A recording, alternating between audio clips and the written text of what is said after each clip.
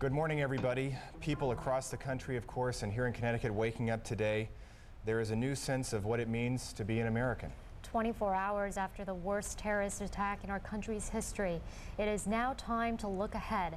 Channel 3's Scott Haney is live in New York City now, where residents there are picking up the pieces on a new day. Good morning, Scott.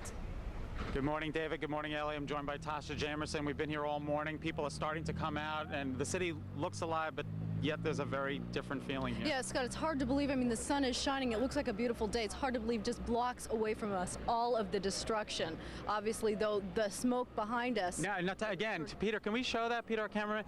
It looks like it's a clear day with some partly cloudy skies. Yeah, with a big old cloud up there, exactly. But that's smoke. That's smoke, the debris of what was once the financial institution of America, where everything happens, and now it's gone. I mean, we have postcards with the World Trade Tower on it, gone.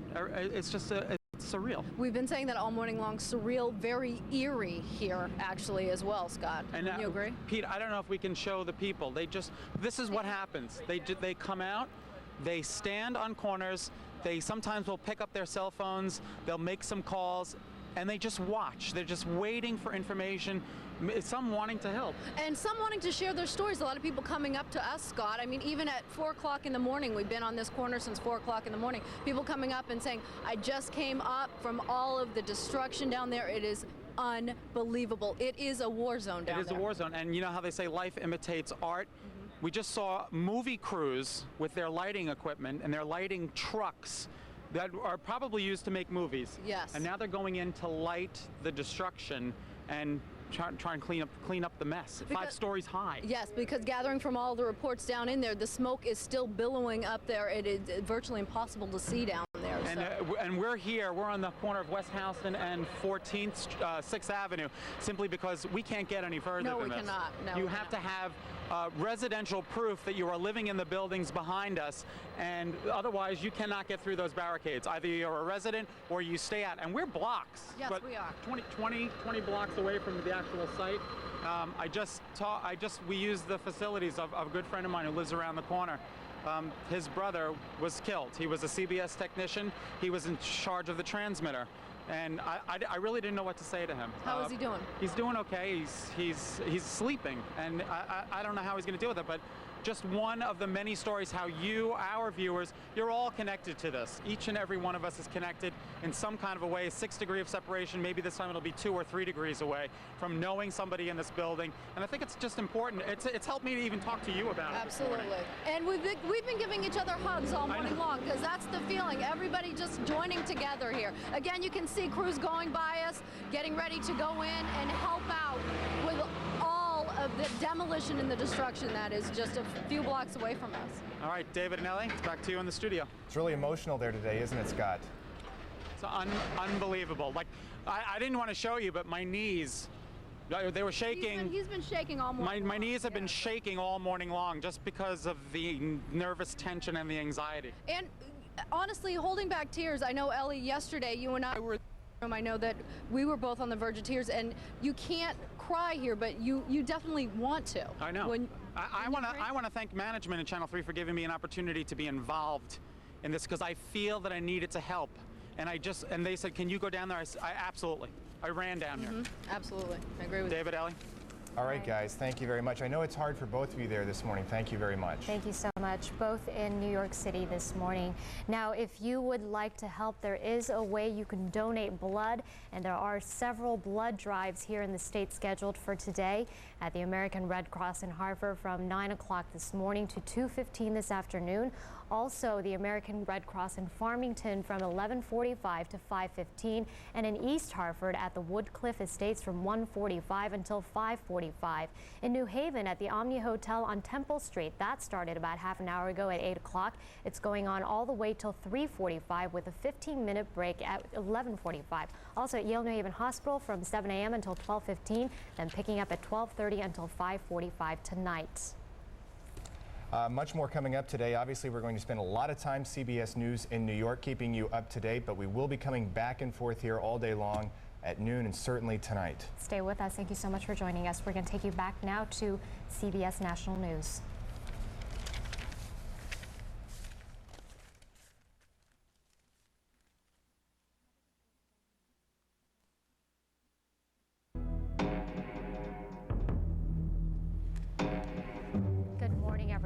Ellie Pai Hong alongside David Nelson today. As America begins to recover from the attacks on the World Trade Center and the Pentagon yesterday, the people of Connecticut are doing everything they can to help. The official state effort is centered at the Office of Emergency Management in the State Armory, and Channel 3's Kara Sunland is live there with the very latest. Good morning, Kara. Good morning. We do expect the governor to arrive here shortly to begin getting briefed by his high-level officials. Many of them have been here since as early as 4 o'clock this morning, working on very little sleep to help develop plans, with the #1 priority being to keep Connecticut residents safe.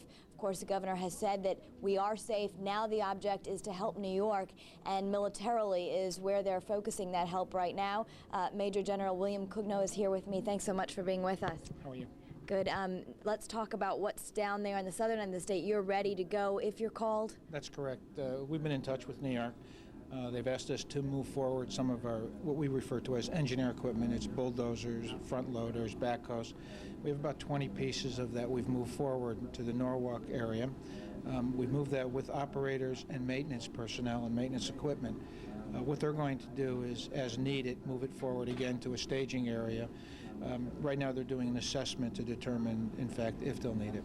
And your understanding from your briefings in New York is that they have already set up staging areas where they're trying to go ahead with the rescue effort. That's correct. There are staging areas that New York is currently running. They also have a need, have asked us to maintain a supply of medics for a while longer. We're holding about 100 medics in the Stratford area should they need them to deploy forward. What New York is doing right now is assessing the situation to determine what the need is. If there is a need, we told them, based on Governor Rowland's layout plan, that we have a number of medics, equipment, and also aviation support ready for them if they need it. Major General, we have been talking all this morning how shocking this is, and I know you have a long history of military service, and you're ready to act. But personally, is this difficult to see our own soil attacked? Oh, it's very difficult, yes.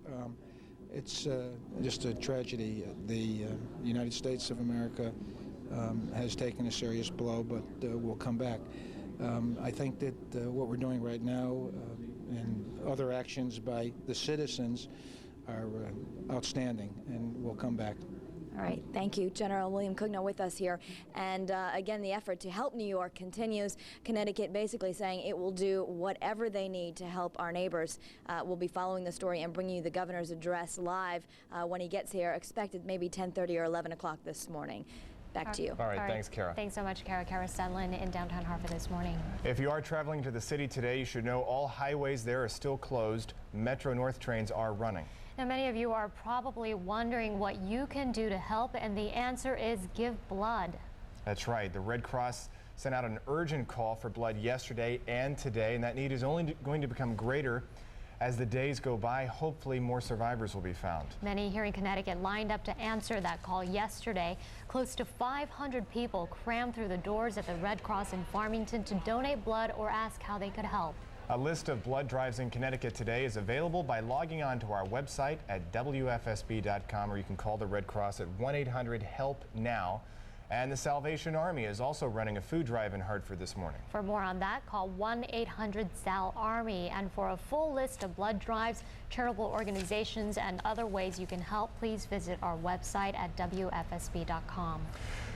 Besides giving blood and also donating money, many people are also offering their prayers for the victims of the tragedy and their families. Last night, prayer services were held across the state.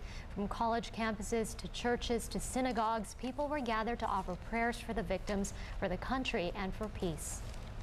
It hits America. That really, it's too shocking, too near, right? New York, Washington. It's unbelievable to think that this country, this wonderful country, had to suffer such a disaster. We were all so upset at everything that had happened, and just really overwhelmed with emotion. And we felt that we just couldn't stand around in silence. There are many other services planned for today, and we do have a partial list available on our website. One other note for you, tonight's John Mellencamp concert at the Meadows Music Theater in Hartford has been canceled. That's all for right now. We have much more coverage coming throughout the day. Reports on the half hour up until noon. Also, Governor Rowland's live address later this morning. Back to CBS Network.